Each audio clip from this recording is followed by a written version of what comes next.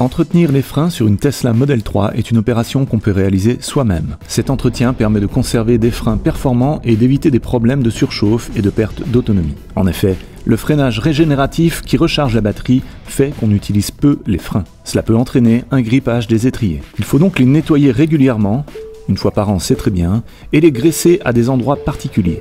Tout d'abord, il faut lever une roue de la voiture et l'enlever. Je vous mets un lien vers une vidéo qui montre comment faire en toute sécurité en fiche en haut à droite et en bas dans la description. Les freins avant d'une Tesla Model 3 ont des étriers fixes. Il y a 4 pistons qui appuient sur les plaquettes, 2 de chaque côté. Les plaquettes sont retenues par une lamelle ressort qui est elle-même fixée par 2 goupilles.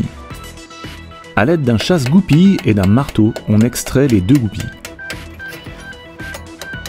On retire la lamelle ressort et on peut extraire les plaquettes. Ensuite, à l'aide d'une brosse métallique, on enlève la poussière accumulée dans l'étrier. Le nettoyant frein permet de diluer d'éventuelles traces de graisse et d'évacuer les poussières. Et pour une fois, il sert à nettoyer les freins. On peut utiliser de l'essuie-tout d'atelier ou un chiffon pour terminer le nettoyage. Ensuite, on va nettoyer les plaquettes et on va se concentrer sur leur point de contact avec l'étrier. De même, on utilise la brosse métallique et on peut aussi utiliser du nettoyant frein. On va maintenant graisser les extrémités des plaquettes. Pour cela, il faut de la graisse céramique spéciale haute température. Si vous cherchez à vous en procurer, je vous mets un lien dans la description. La graisse doit être mise uniquement sur la partie de la plaquette en contact avec l'étrier. Il faut bien faire attention à ne surtout pas en mettre sur le matériau de friction qui est en contact avec le disque. On replace les plaquettes dans leur logement en faisant attention à ne pas les inverser. Le matériau de friction doit être contre le disque. Avant de remettre en place les goupilles, on peut en profiter pour les nettoyer à la brosse métallique. Ensuite, on les remet en place à l'aide du chasse-goupilles et du marteau.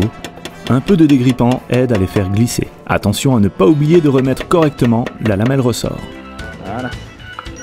Il n'y a plus qu'à faire la même opération de l'autre côté, et c'est terminé.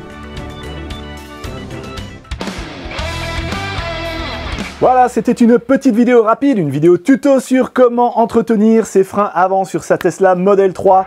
Mais là, il vous manque l'essentiel, il vous manque les galères, les échecs, les problèmes qu'on rencontre dans la vraie vie. Et tout ça, eh bien, je le mets dans mes grandes vidéos, des vidéos qui sortent en général le mercredi à 17h30. Et pour ne pas les manquer, je vous propose de vous abonner et d'activer la cloche. En dessous, dans la description, je vous mets les liens vers tous les outils et les produits que vous m'avez vu utiliser. Ici, je vous laisse une playlist et en dessous, c'est un long épisode sur tout l'entretien qu'on peut faire soi-même sur la Tesla Model 3.